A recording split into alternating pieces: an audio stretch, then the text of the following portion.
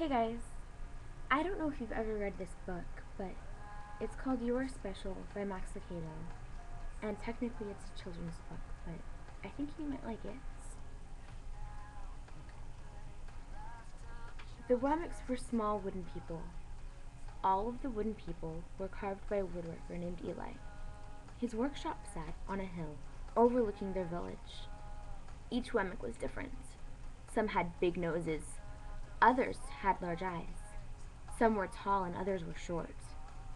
But all were made by the same carver, and all lived in the village. And all day, every day, the Wemmicks did the same thing. They gave each other stickers. Each Wemmick had a box of golden star stickers and a box of gray dot stickers.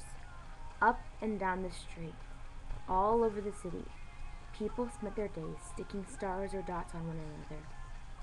The pretty ones, those with smooth wood and fine paint, always got stars. But if the wood was rough or the paint chipped, the Wemmicks gave dots. The talented ones got stars too. Some could lift big sticks high above their heads or jump over tall boxes. Still others knew big words or could sing pretty songs. Everyone gave them stars. Some Wemmicks had stars all over them. Every time they got a star, it made them feel so good. It made them want to do something else to get another star. Others, though, could do little. They got dots.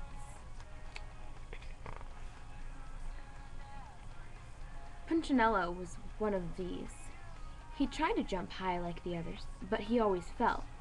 And when he fell, the others would gather around and give him dots. Sometimes when he fell, his wood got scratched, so the people would give him more dots. Then, when he would try to explain why he fell, he would say something silly, and the Wemmicks would give him more dots. After a while, he had so many dots that he didn't want to go outside. He was afraid he would do something dumb, such as forget his hat or step in the water, and then people would give him another dot. In fact, he had so many gray dots that some people would come up and give him one for no reason at all.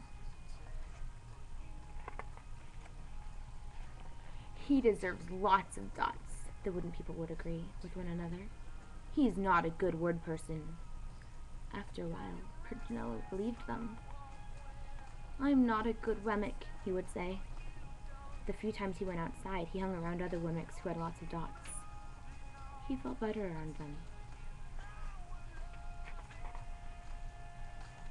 One day, he met a Wemmick who was unlike any he'd ever met. She had no dots or stars. Her name was Lucia. It wasn't that people didn't try to give her stickers. It's just that the stickers didn't stick. Some of the Wemmicks admired Lucia for having no dots, so they would run up and give her a star. But it would fall off. Others would look down on her for having no stars, so they would give her a dot. But it wouldn't stay either. That's the way I want to be, said Punchinello.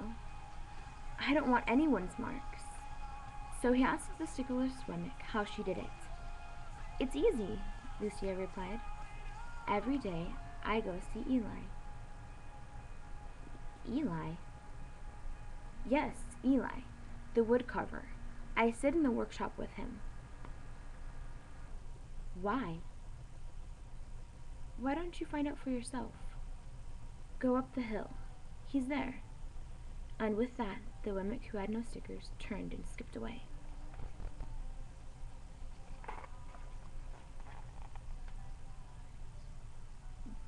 But will he want to see me? Punchinello cried out. Lucia didn't hear, so Punchinello went home. He sat near a window and watched the wooden people as they scurried around, giving each other stars and dots. It's not right, he muttered to himself, and he decided to go see Eli.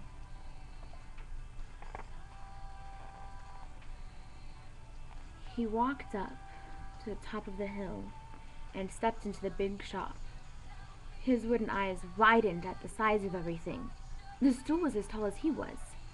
He had to stretch on his tiptoes to see the top of the workbench. A hammer was as long as his arm. Punchinello swallowed hard. "I'm not staying here." And he turned to leave. Then he heard his name. "Punchinello!" The voice was deep and strong. Punchinello stopped. "Punchinello, how good to see you! Come and let me have a look at you." Punchinello turned slowly and looked at this large, bearded craftsman. "You know my name?" the little woman asked.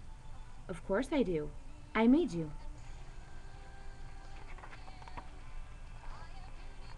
Eli stooped down and picked him up and set him on the bench. The maker spoke thoughtfully as he looked at the gray dots. "Looks like you've been given some bad marks." "I didn't mean to, Eli. I really tried hard." "Oh, you don't have to defend yourself to me, child. I don't care what the other Wemmicks think." "You don't?" "No. And you shouldn't either. Who are they to give stars or dots? They're Wemmicks just like you." "What they think doesn't matter, Punchinello. All that matters is what I think. And I think you are pretty special." Punchinello laughed. "Me? Special? Why? I can't walk fast. I can't jump. My paint is peeling. Why do I matter to you?"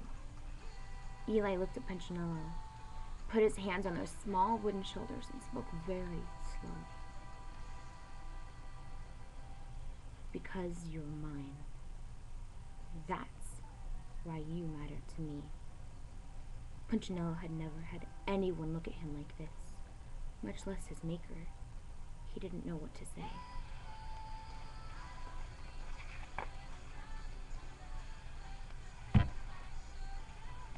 "Every day I've been hoping you'd come," Eli explained. "I came because I met someone who had no marks," said Punchinello.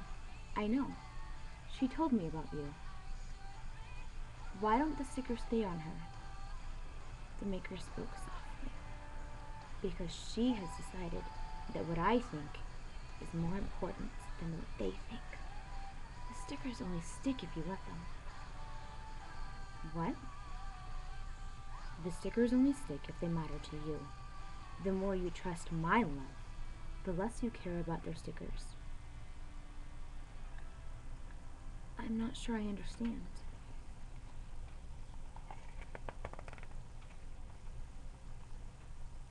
Eli smiled. "You will, but it will take time. You've got lots of marks. For now, just come to see me every day, and let me remind you how much I care." Eli lifted Punchinello off the bench and set him on the ground. "Remember," Eli said as the Wemmick walked out the door, "you are special because I made you. And I don't make mistakes." Punchinello didn't stop, but in his heart he thought, "I think he really means it." And when he did, a dot fell to the ground.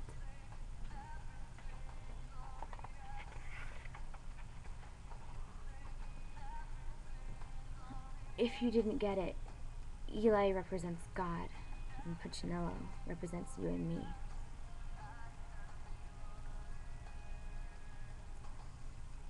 Did you let them stick? I know I have. I'm working on it. But think about it for a second. Pray about it. He doesn't make mistakes. Good night, guys.